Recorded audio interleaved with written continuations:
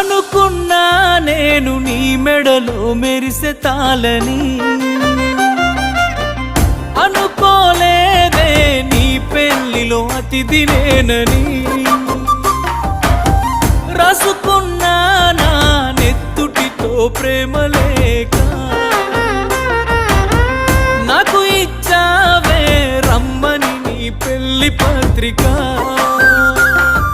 నీ చుట్టుముట్టున్న అతిథులు, అందులోనే నీ నవ్వులు, నీ పక్కనున్నోడి మునివెళ్ళు, నీకు వేస్తూ ఉంటే ముడుములు.